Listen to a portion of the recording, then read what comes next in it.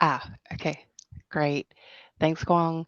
Mhm. Um, Good day, everybody, and welcome to TRB AMS 50 Economic Development and Land Use's September webinar.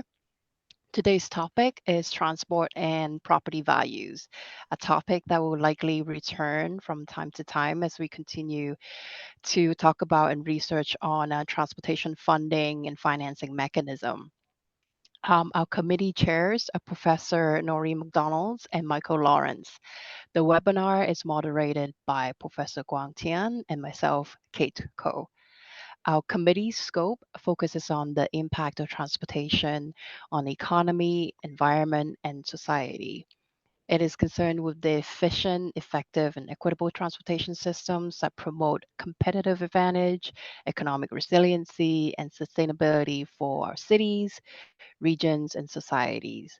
The committee provides a cross cutting forum for practitioners and researchers to understand the interrelationship between transportation, economic development, and the economy, land use, and policies and management approaches required to create sustainable growth at national, regional, and local scales.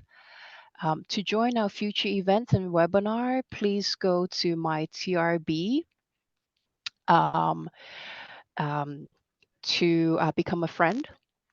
Go to committee and find AMS 50 and click on becoming a friend of the committee. And if you have questions during this webinar, you can type in during the session in the chat section, and we'll follow up with you after during the Q&A session. Or you can raise your hand during the Q&A session, and we'll unmute you. Just a reminder that we actually have a YouTube channel where you can see our previous webinar recordings, and the last one had to do with telecommuting in the pandemic era earlier from the spring. Oh, sorry, I missed this. The last one is actually transport and gentrifications. Okay, so let's talk. Let's turn to our presentation today. Blake, please pull up your presentation and I'll stop sharing my screen. And while you do that, I'll also introduce you. So I'll stop sharing. You should be able to share your screen. So first up, we have impact of bus rapid transit (BRT) on residential property values, a comparative analysis of 11 US BRT systems. Blake Acton is a transit planner for the Northern Middlesex Council of Governments uh, w- um, in Lowell, Massachusetts. He has previously served as a transit analyst at the Boston Region Metropolitan Planning Organization and studied transportation geography at the Ohio State University, where he investigated the impact of BRT on property values. So, Blake, take it away. Sure. Thank you, Kate. Can you hear me? Yes, we Making can. sure I'm good to go. All right.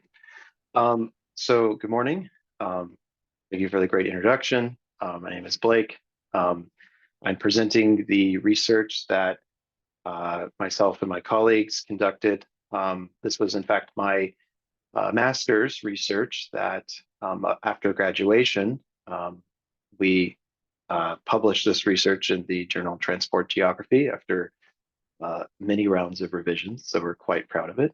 And so this is the impact of BRT, or bus rapid transit, on residential property values. And we're sort of comparing the different BRT systems and looking what we can learn through sort of doing this kind of analysis on multiple different systems with the same methods.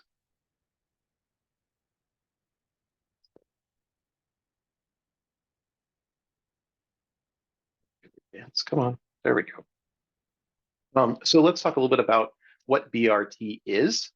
So BRT, let me move something real quick. So BRT is short for bus rapid transit. And the Federal Transit Administration of the United States defines BRT as a bus service that is high quality and fast and efficient, And it may include sort of a long list of different features. And these are features that you can find independently in regular bus or enhanced bus services, such as the use of some kind of dedicated right-of-way or bus lanes or transit signal priority, perhaps with the use of shoulders or through a median or through an off-street dedicated busway. Some of these services have enhanced stations with off-board fare collection. Most of the time, they use longer articulated buses. And sort of when you combine all of these features together, you end up with something that is unique. And it is something that is more than just a enhanced bus. It is BRT. And so what is somewhat confusing about this is that sometimes it's difficult to know exactly whether or not a service is BRT, since it is often used as a branding tool to talk about enhanced bus services. So trying to find sort of a standard of what exactly is BRT is sort of a difficult thing. But to sort of communicate a little bit more clearly about what BRT is, it's sometimes easier to just explain it through a photo. And so here we have on the left a relatively new BRT system in Indianapolis. This is the red line.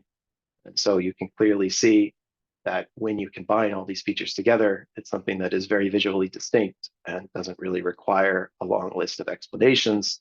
These are very clearly different things, comparing a much more basic bus to a BRT. And so one of the reasons why we wanted to investigate BRT in this research is the fact that it has grown in popularity, especially in the United States, over the past decade or so. And so in the 2000s, you can see here with this chart, which shows the ratio of BRT within the Federal Capital Investment Grant Program. This is federal money that goes to state and local governments that assist them in building new transit projects. And so about 20 years ago, BRT was a very small ratio of projects. And we can see that it has grown considerably in recent years. And then in 2020, represented the majority of BRT projects. And so since transit projects usually take a few years in order for them to actually be constructed, as we're finding today, in fact, there's many, many new systems opening up across the country right now. And so there's many new systems popping up in smaller and medium-sized cities. And so with this growth in popularity, we thought that there would be some interest in researching this transit mode. And so what we found by looking at the literature is that the impacts of BRT on the surrounding environment and the surrounding city is an understudied topic in the literature. We find that if we look across the past couple of decades of transit research, rail transit is the primary topic. We find that commuter rail and metro rail, rapid transit, light rail is studied quite extensively, going back to the 1970s and the 80s, whereas BRT, with it being a somewhat recently popular form of transit in the US, there doesn't exist a whole lot of research looking at BRT. And that's mostly because there isn't that much BRT to study. And it takes quite some time in order for research to catch up and to accumulate enough data in order to actually do something more in depth. And so this is a sort of a gap in the research that we hope that we could help fill with this particular research project. So what we use is a quasi-experimental approach within a hedonic multi-level model to measure the impact of BRT on residential property values. And so what we're really looking for is, does this impact vary depending on the right-of-way, the primary right-of-way of the BRT? So whether it be a dedicated busway, dedicated lanes versus just mixed traffic. Do we see a pattern between these different types of right-of-ways? We also see any patterns depending on the property type, whether it be a single-family home versus a multifamily home. Since the sort of buyers that purchase multifamily homes tend to be buyers that value transit and walkability somewhat more than single-family home buyers in theory. And then by doing this comparison, is there any other patterns or anything that we can learn through this process? And so to talk a little bit about the sort of the theory behind why BRT might increase property values is sort of based in bid rent theory, which goes back quite a ways, like 70 years of theory here, that it's quite simple, where as the access to jobs and services for to a property increases, in theory, that should be capitalized into the land value of that property.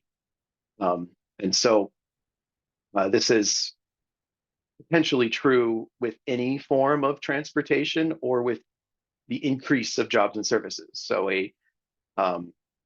some new development is built nearby a property that improves access because there's more jobs and services. That should have some positive impact. There's more amenities, or there's some kind of transportation that's constructed that gives that property access to something that it did not have access to before, in which case that would increase the land value, whether it be highway access or rail access, in this case, bus access. And the idea is that a BRT, with it being faster and more frequent, should give the property access to more jobs and services and opportunities than it had before. And so there's many mechanisms, if you really think about how a BRT could potentially increase the property value. And there's all these different ways in which the anticipation of property value can also increase property value. So this is sort of a attempt to kind of tease them out to kind of understand how this process might happen. A resident would value the access to BRT because of, like we said, you have access to more opportunity. A business would value the BRT because it's a source of customers, because there's now more people that can have access to your business. And so that's opportunity for a wider labor pool, or for more customers, which would allow the business to prosper and expand. And prospering, expanding businesses is something that people want to live next to, which could increase property values there. And developers, if they think that BRT is something that would increase property values, they might invest in the area in which BRT is being constructed. And so then this could also create its own impact, or not, depending on the act of the developers. That's not something that we study, but this is something that could be happening when you look at the impacts. And then, governments are always looking to create some kind of place. They want to assemble all of these different things together to sort of have all these different independent actors invest into a place to create sort of the virtuous cycle of investment. And they're hoping that by jumpstarting that sort of initial investment with the BRT, that can also sort of create its own feedback cycle to improve property values in an area that's struggling as well. And of course, they have an incentive there because of the possibility of increased property taxes or sales taxes through the implementation of the BRT as well. So to sort of look at the different systems that we include in our study.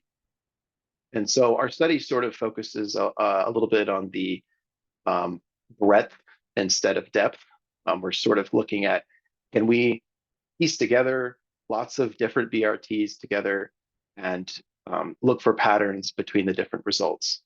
And so we have pretty much any BRT system that we could include in the United States according to our data limitations, which included property transactions going back to the 1990s up into about 2016. And so what we were really looking for is BRT or BRT-lite systems that were constructed somewhere between the late 90s to around 2010 to 2012, since we needed a few years before and after implementation so that we could look at the change before and after, assuming that we would need, in theory, a few years in order to really see much an effect. And so to talk a little bit about why we wanted to look at the different levels of right of way is primarily because of the difficulty and the cost in constructing a dedicated right of way. So the system on the right, that is the Martin Luther King Jr. East Busway system in Pittsburgh, Pennsylvania. That is its own off-street busway. And then in the middle here, we have an on-street dedicated right-of-way system in Eugene, Oregon. And then on the left, we have some mixed traffic systems that either have somewhat limited painted bus lanes in very specific areas or none at all.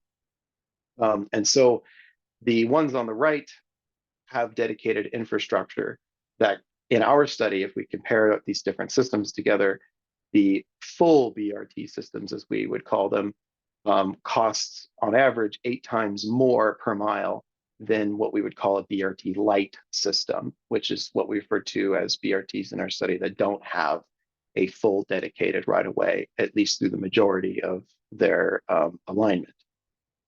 And so by comparing these systems, there's value in understanding whether or not there is a real difference in their impact, considering the considerable investment that governments would have to make to create this dedicated right-of-way. And so to talk a little bit about the hedonic price model that we use, it's a pretty foundational and very common model that you see in the literature. And it's this idea that the value of something, in this case, a property, is a combination of different attributes that if you control for each attribute, then you can at least say with somewhat confidence that you can isolate the value of that specific attribute. And so you can kind of split the attributes up into sort of 2 primary categories. You have attributes that are sort of intrinsic to the property. And then you have attributes that are more related to the environment or what is around the property or the neighborhood attributes. And so property attributes could be something like the floor area or bedrooms or the age of the property. In this case, more floor area or a newer structure or more bedrooms would usually translate into higher property value. And in the case of neighborhood attributes, this is kind of a part of the accessibility as well, but there's also income and education and the poverty of the neighborhood and also the number of jobs nearby.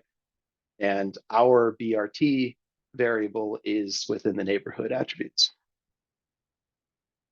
And so what we're actually trying to measure here with our difference in differences model is we're looking at the impact of the implementation of the BRT and being near the BRT.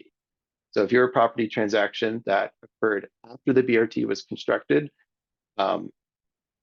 and near the BRT, in this case, within an 800-meter walking distance, we use this because it roughly translates to sort of a standard of how far someone may be willing to walk to a transit service. It is inherently somewhat arbitrary, but because it is sort of a standard that's used across other studies, we wanted to maintain some consistency there. And so we're comparing being close and after the BRT to the different combinations of either being before the BRT or being away from the BRT. And we're controlling for those different things. And sort of one of the benefits of doing this is that we can sort of look at, is there a consistent pattern where all the properties in the region before and after the BRT, regardless of whether or not they're close, is there some kind of pattern that's happening region-wide? We want to control for that. Or is there some kind of pattern where properties close to this corridor, regardless of whether or not there is a BRT, maybe there's some kind of pattern occurring there at the same time that we want to control for as well. And so what this does is it increases our confidence that what we're looking at is more of the direct impact of the BRT as opposed to just a correlation. But it is impossible to say for certain, but it increases the confidence that that is what we're looking at. And so to look at our overall results here, we have all of our different systems and sort of we have them divided into whether or not they are a full BRT, meaning they have a dedicated infrastructure in sort of the top category, and then we have BRT-lite systems at the bottom here. And this is the percent impact of just all properties that are within that 800-meter area. And so if you see something where you have, like with Cleveland, for example, 14.8, that is a 14.8% increase of properties nearby the BRT. And then when you see an interval that's gray, that means that there's no statistically significant effect because the confidence interval is over 0, so we just do not know. And then when you see a red interval, then that is where we see a statistically significant decline in property values after the construction of the BRT. And then in this case, we have Pittsburgh and Everett that are seeing some kind of negative impact. And so really kind of, if you want to look at sort of overall patterns here, what are we observing from this?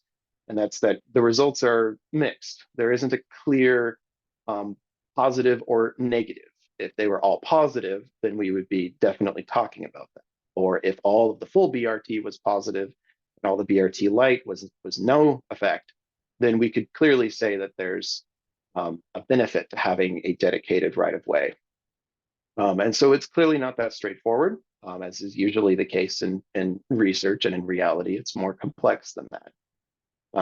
And so high-quality BRT in our study does not clearly show much of a difference between the two different categories.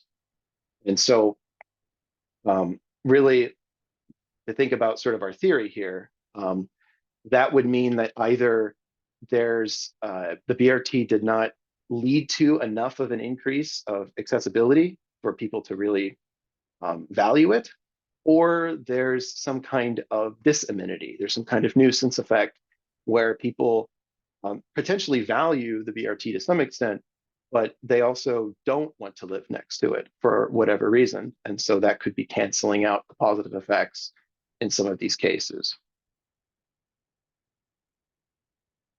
So let's, because there's so many here, let's just kind of look at sort of our outliers and really try to tease out what can we learn by looking at some of these outliers here in the top category. So I'm going to focus on our Cleveland system. This is a Cleveland Health Line where we have a considerable positive increase, and then we have our the East Busway extension in Pittsburgh where we have a negative change. And so if we look at the BRT in Cleveland, we see some interesting patterns that where not only do we see a almost 15% increase in overall property values, we find that in fact, where that positive capitalization is happening is entirely within the multifamily properties. If we split out our model where we're only looking at multifamily properties, we find a 42% increase in property value near the BRT. And at the same time, no impact on single family properties. So this is a huge difference. And so what this clearly shows is that the Cleveland Health Line is sort of a outlier in our system where there's clearly a lot of development happening along this line, and there's a lot of multifamily properties being constructed along the line, and that whoever is buying these properties does value being near this corridor after the construction of the BRT. And people who purchase single family properties nearby do not seem to value the BRT according to our model.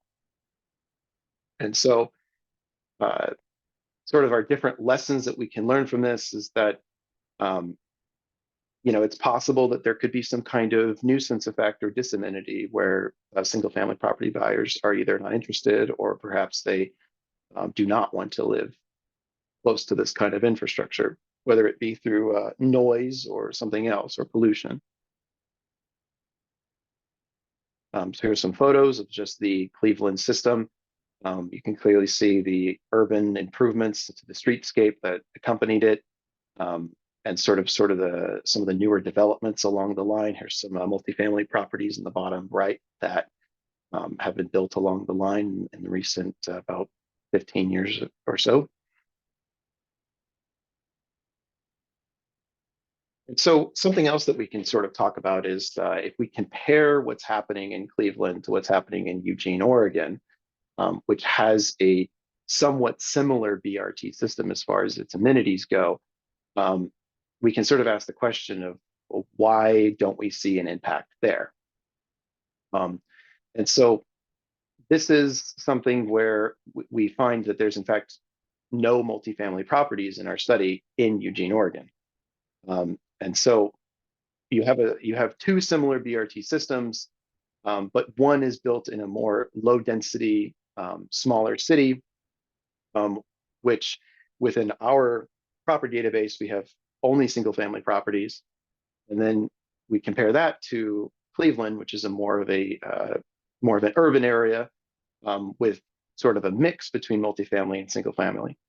And so our conclusion here is that perhaps in Eugene, we're not seeing an impact simply because there's no properties to really capitalize. And that because single family properties don't seem to have much of a value in being near BRT like this, that perhaps in Eugene, if multifamily properties did exist in the data set, then perhaps we would see a positive impact. We're sort of talking about sort of our next case study here is the in Pittsburgh, the Martin Luther King East Busway extension. So this was an extension of a system that was constructed, I believe, in the 1980s, where in 2003, they extended the system with 4 additional stations sort of in the eastern part of the city. And it sort of connects sort of a few eastern suburbs along a old abandoned rail line. And so what we find with this with this BRT system, this is the one where we observe a decline in property values nearby the BRT, which is surprising considering the amenities that the BRT is offering.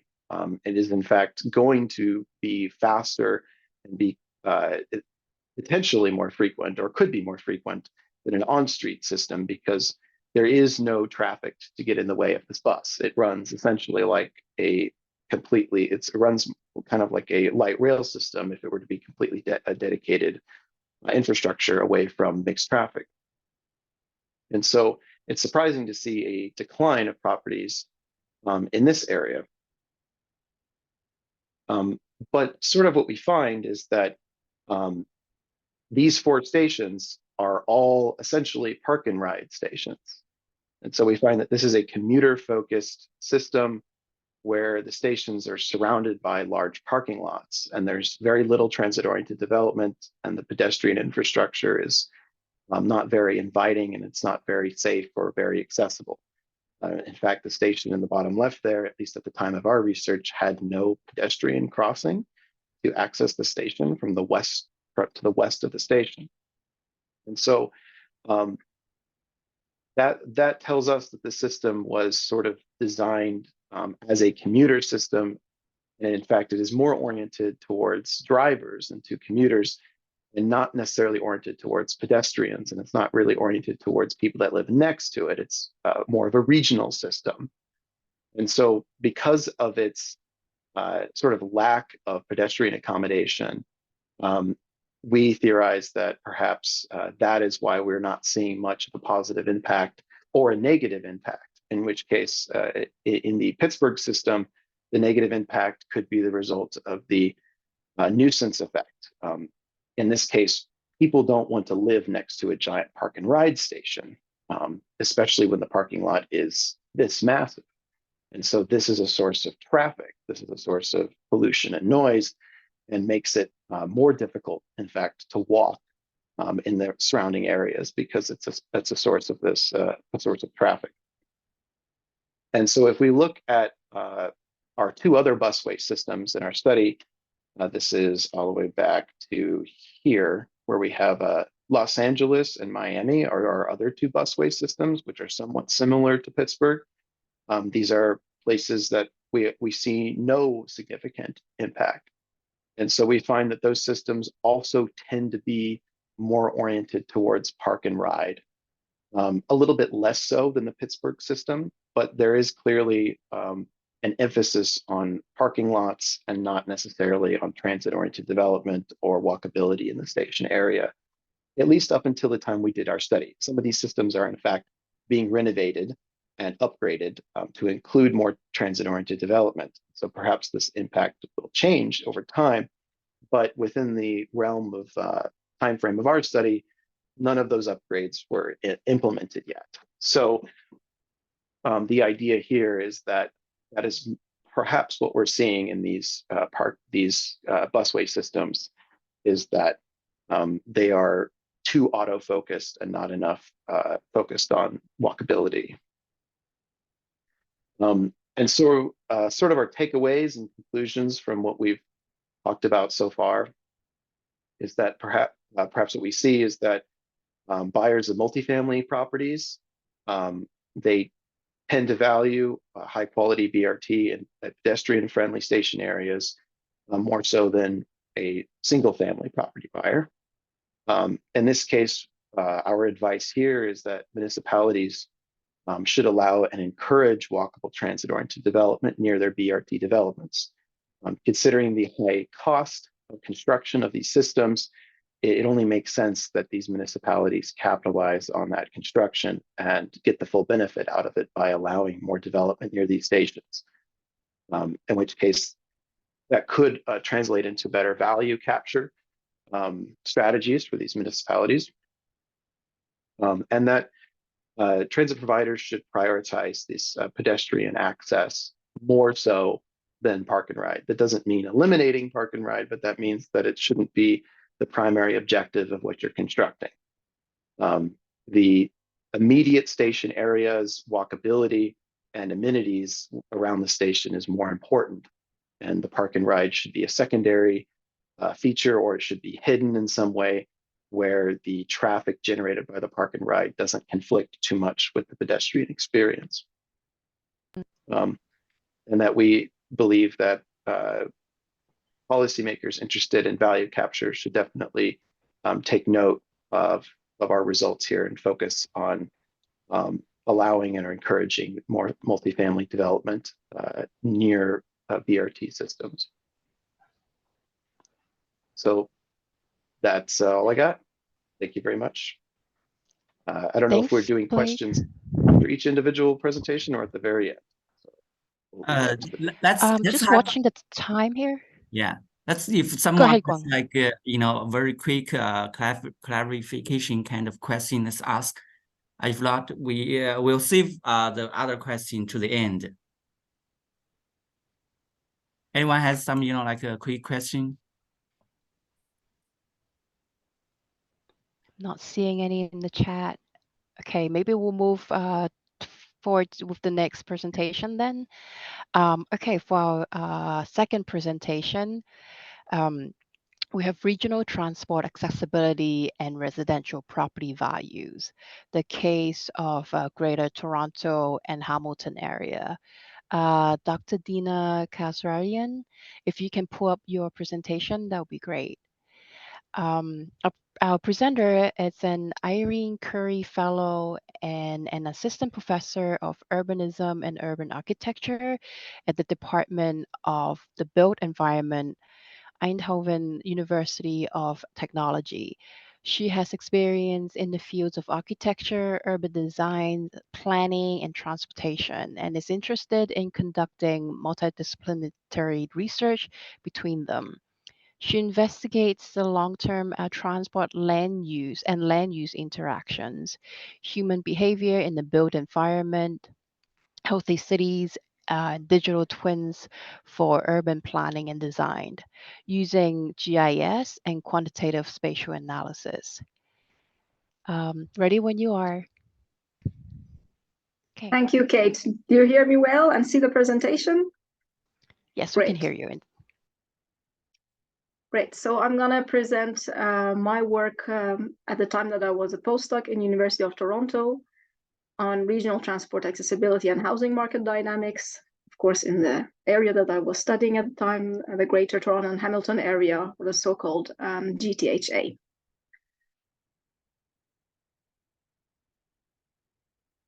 See if it goes to the next slide.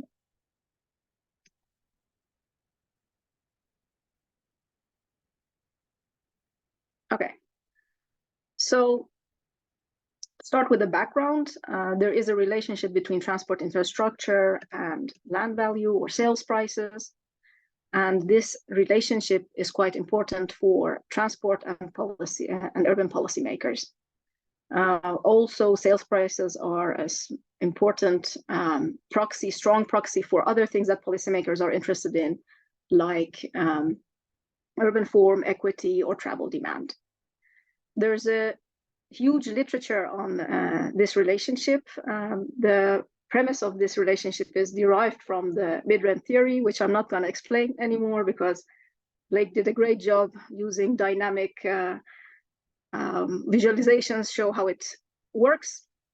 However, the role of the network level regional accessibility is not investigated that much. And this is an important thing that is overlooked because actually the transport infrastructure has a network characteristic, and it means that it's not only the catchment area of a transit station or a buffer of a highway has importance, but also how this is connected to rest of the region is important. So not only proximity to these areas are important, but their location in the regional transportation system that provides access to jobs and opportunities and different amenities are important. Next to that, also there are huge variations in the region based on the contextual factors which influence this relationship. And again, this intra-regional spatial heterogeneity could be investigated more in detail. Finally, a lot of studies that exist on this relationship between transport infrastructure and sales prices, they look at specific mode, mainly transit recently, while it is important to look at the multimodal competition between different modes. If we take into account the other viable competitive modes, we can understand more comprehensively why, for example, transit has an effect in an area which is negative or non-significant. It could very well be because it cannot compete with a viable car network, which is already existing. Finally, a lot of the studies are cross-sectional or using pool data, and it is important to look at longitudinal studies in order to be able to understand the dynamic relationship between the evolution of the transportation networks and housing market dynamics.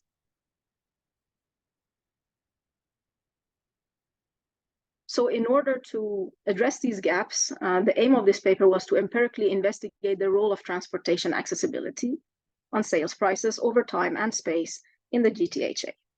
Here, for accessibility, we looked at both regional and local accessibility.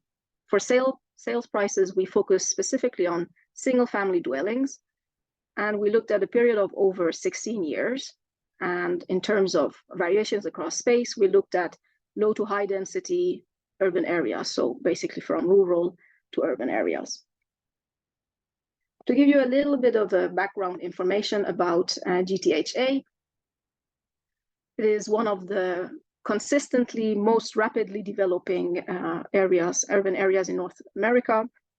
It has a population of 7-8 million people, and it has been witnessing a huge increase in population and housing demand, and the transit system has not been able to really keep up with providing accessibility to the whole region, and it's also dealing with issues of housing affordability.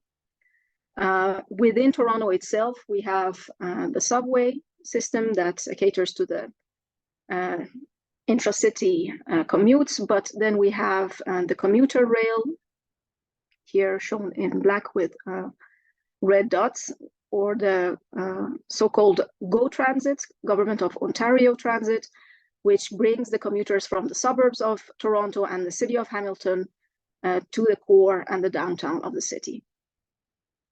On the left side, you can see the sales prices for single-family dwellings over time, and you see that it has increasingly been rising, while the number of transactions have been more or less the same. So the data that we had at our disposal was the Terranet land transaction value data. We focused on the time frame of 2001 to 2016 and on single-family homes. These are a significant proportion of homes in the GTHA is single-family homes, especially in the beginning of our analysis, more than around 70%, and later around 40%.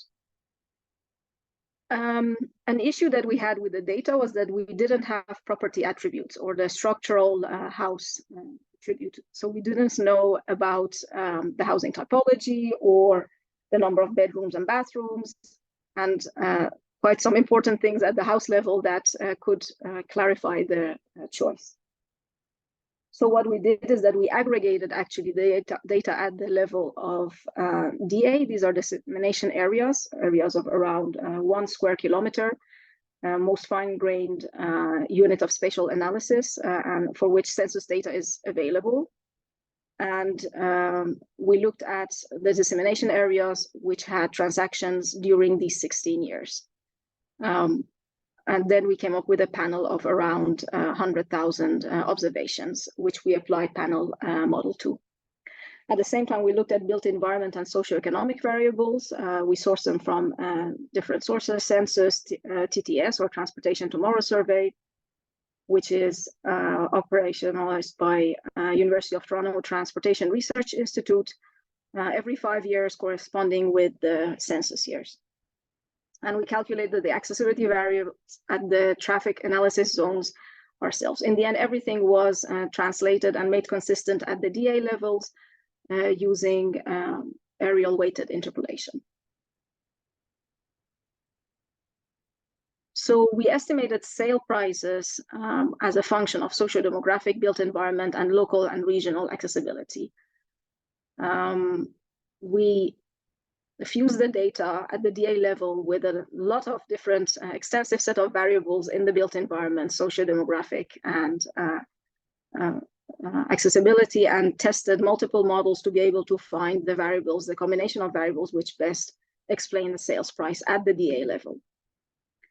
At the same time, we were interested to look at these variations across the rural to urban spectrum. So we use population density as, dwelling density as a proxy for the degree of urbanity, and instead of administrative units.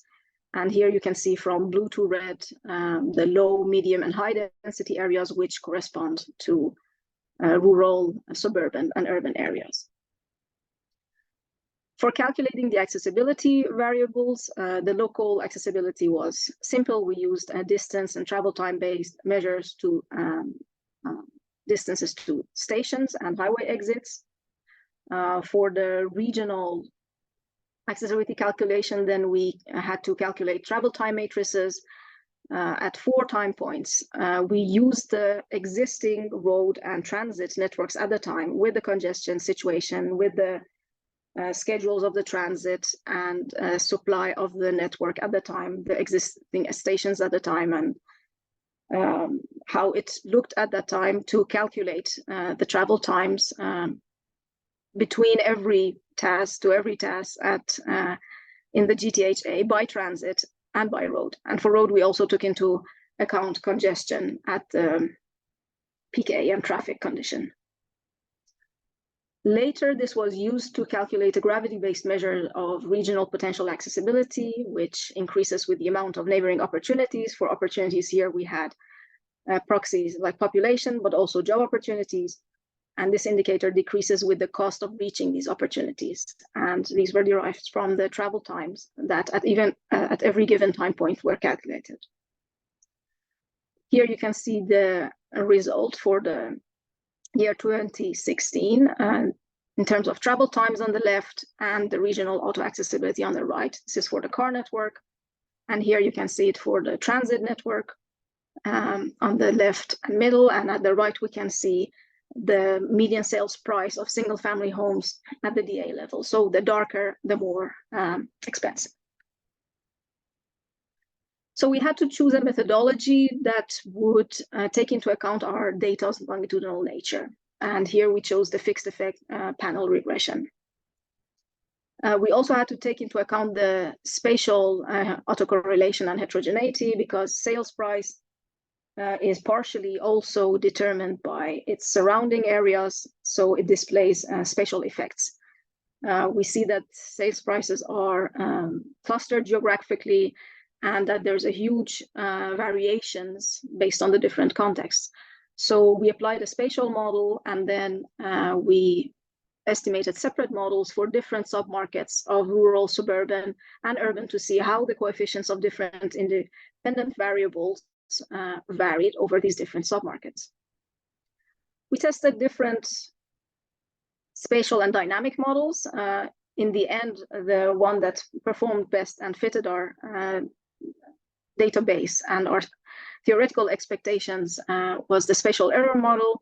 In this model, basically, the error part consists of a random part, but also a spatial error, where it's assumed to follow an autocorrelated process. So these are the results for the three different submarkets for the socioeconomic and built environment indicators. We more or less see what we expected, and they're not that behaving differently across the submarkets. But what is interesting is to look at the transportation accessibility. And here I've tried to simplify it a little bit by looking at the regional transit and car accessibility in the top rows and the local ones at the bottom over a spectrum from rural to urban. So what we see here is actually a confirmation of our hypothesis that regional transportation accessibility does contribute to change in sales prices and is capitalized into the sales prices over and above the simple local proximity. When we focus more in detail into these, we realize that regional car accessibility is actually most pronounced in the non-urban areas. These are the areas out of the urban core where commuters prefer to have car to be able to reach the job opportunities in the Toronto center. And then we also realize, interestingly, that the impact of regional transit accessibility is most pronounced in the rural area. This finding might come across a bit counterintuitive, but it actually has an economic justification. It's because that in the areas where already or quite urban, it's very likely that they have a viable transit network and a good regional accessibility, while in the transit poor areas, it is the access to regional transit much more appreciated. So actually, if we look at the influences of the regional accessibility in the urban areas, we see that they are non-significant or very small, both for car and for regional access. And this has to also do with the maturity of the life cycle of the transport infrastructure here. In these areas, it seems that the housing market has already adjusted to the accessibility provided by the regional network, and marginal increase in this accessibility does not really capitalize in the prices anymore. We also took a look at the local accessibility's impact on sales prices, and interestingly, we saw that there is this amenity zone where actually a distance to highway exits and GO stations negatively influence the house prices. Here we have to note that this is about GO stations. These are heavy rail, above ground commuter rail stations, which are usually already in existing railway corridors, so not very exciting places to live nearby. And the fact that we have also looked at single family homes probably also played a role, because this is the typology where the people who want to live in appreciate more the quiet and privacy. But we see that this impact is most actually significant in the urban part. And this is interesting because, again, in the urban part, it is very likely that they can access the jobs and opportunities easily. So having highway and transit station nearby is actually not that much appreciated, and their disamenity is greater. So to conclude, we see that transport infrastructure improvements do have a region or network-wide effect, which goes above and beyond the near-field proximity to station. For the policy implications, we think that suburban and rural areas which have good regional accessibility and demand for housing can potentially benefit from TOD. Why? Because it's in this area that you have the highest gain from transit accessibility improvements on sales prices, and this would make the denser development financially feasible. And at the same time, in these areas, the proximity to transit stations compared to urban areas is not that negative. However, we have to be careful that developments in this area doesn't price out actually the people who need it most. So complementary policies to protect affordable public housing here and limit transit-induced gentrification are important, like rent control and bonuses for construction of affordable housing. We don't want to see what happened in Montreal and Canada in terms of transit-induced gentrification also happened here. Okay, that's my presentation. Thank you, and let me know if you have questions.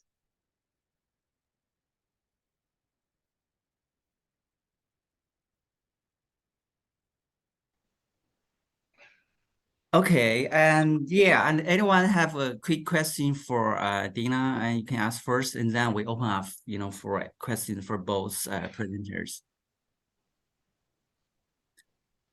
Okay, I have a quick question for Dina. That's a question someone asked in the chat for Blake, but I think it's probably applied to yours. Is that you have the local accessibility measured as the nearest distance to nearest transit station, right? Are you using the street distance or the particular pedestrian network distance?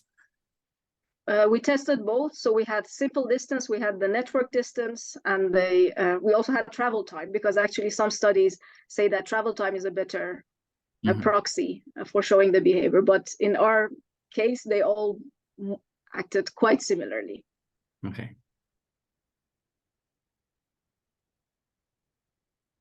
And anyone else, feel free to ask questions. Okay, I have a question for Blake study, and I think in your paper you mentioned a little bit on that, potentially, right, the increase of the property values can be used as a funding source for the capital investment for BRT or public transportation. In your 11 case study, have you seen any of those region have done that, or how does that work? Maybe I think that would be a great example if they have done that to make it more investment in BRT.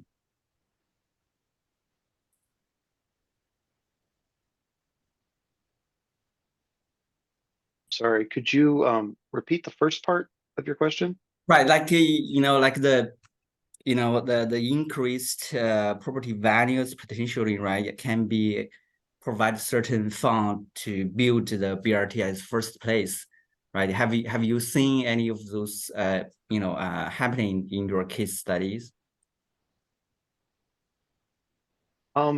Yeah, so a lot of our case studies are sort of your early BRT. Are you referring to how the BRT evolves over time?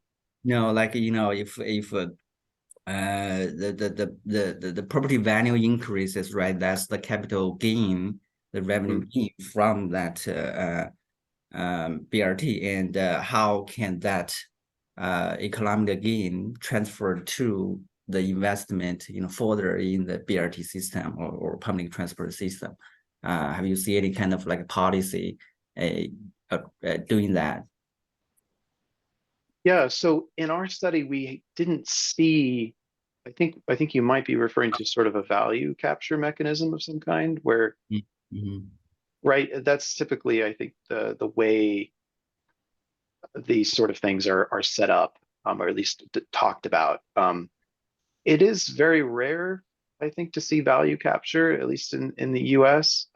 There's one good example, I think, that's worth mentioning that I have some familiarity with, and that's the Little Kansas City streetcar system, which is it in a way, it's, I mean, it's a small system that was built in 2016, and it has its own value capture mechanism where it captures value from a nearby area within the development district of property value, property taxes, and sales taxes. And so, you know, I think that it's easier within like the public sector to sell, I think, value capture for rail transit, because I think the idea that rail transit translates to increased development or property values is sort of I think that's sort of common knowledge among people who are in the real estate world and in the investment world. I feel like it's been well established there. That's the case with BRT. I think that it's sort of there perhaps, and it could at some point become sort of commonly accepted. And I think that's changing as we speak. I think there's a lot of new systems that are seeing a lot of investment. But you know, you typically see these articles that are like, you know, controversial BRT is eating investment, because it's news when it happens, because it kind of goes against the common narrative that a bus is increasing property values. Because I think the conventional knowledge in the United States, at least, is that buses are not valuable. And so I think that narrative will take time to change. And I think that it won't be as simple as just people assuming that people are not just going to change their mind and assume that buses are now good like rail. And that's because I think that BRT is such a complex thing on a spectrum. And so I think that there's a lot of BRT in the US that's that sort of BRT-lite, which is kind of enhanced bus services. And so in a way, like, BRT has kind of been diluted by this, everything's BRT, so nothing is BRT. And so, you know, I think that specific systems are going to see some improvements, like maybe the one in Connecticut or perhaps the one in Cleveland. And I think those systems will serve as examples of sort of the right thing to do. And I think that maybe we'll see some towns and cities that are trying to copy those systems. Maybe that will work. You know, it's never that easy to just copy and paste something, because every city is different. Right. So I think we will see it shift slowly as the years go on, but it will be gradual. Yeah, I agree. I think, you know, it will take many more other factors to play in, you know, like land use, zoning. I think that related to one comments from like Dan, maybe not the study you have done, but, you know, in the future, potentially new study to see whether those BRT or some other public transportation investment can attract new development or new investment, like, you know, like the new building permit or some, like, you know, application for new commercials along those lines. That's would be interesting too. And there's a question for Blake about the sensitivity analysis. I think I saw that in your paper, you have certain, you know, distance tested, not just half mile. Yeah, you can speak to that. Yeah, this is something that we went through quite the process of doing all kinds of different sensitivity tests in our models to try to make sure that, well, that they were not sensitive to the small changes, right? So the idea is that if we changed our distance from 800 meters to, let's say, 700 meters, we should see pretty much the same results. And if we see wildly different results, then that could be a problem. And so we found that most of our models were pretty insensitive to most variables. I think I remember correctly, the model in Seattle was kind of a little bit all over the place. I think it's just a really huge geography, and we had 4 different bus lines in the system. So I think there's a lot of, like, I guess you could say, a lot of heterogeneity. There's a lot going on inside of that system, where I think there's some places that are seeing wildly different effects than others. And so we were trying to get kind of a broad average among that. So I think that maybe that was probably a little bit too wide of a geography. But yeah, we didn't find wildly sensitive impacts with our sensitivity tests. They were mostly consistent. And I think that whenever we did increase I think, yeah, Adam is asking about increasing that radius. We generally find that the impact disappears if you increase it that high. There doesn't seem to be much going on if you increase that too much to like a mile plus. I think this is also something that could be a place where there could be more research, is sort of, do folks prefer, will they walk farther to a rail transit than to a bus rapid transit? That's something that I think would be interesting to explore more. Right, it could be a study just for like catch up area for different modes of transportation, like a BRT versus LRT. Maybe they're different. Yeah. Okay. Any other questions? Okay, we are right on time, a couple minutes past. Thank you, everyone, and we will post this on online on the our committee's website and also the YouTube channel. You can watch them and see. And thanks, Blake, for share your PowerPoint. And Dina, if you can, send us your PowerPoint, we can share with the audience too. Okay, thank you, everyone. Thank you. Thanks, everybody. Thank you. Bye.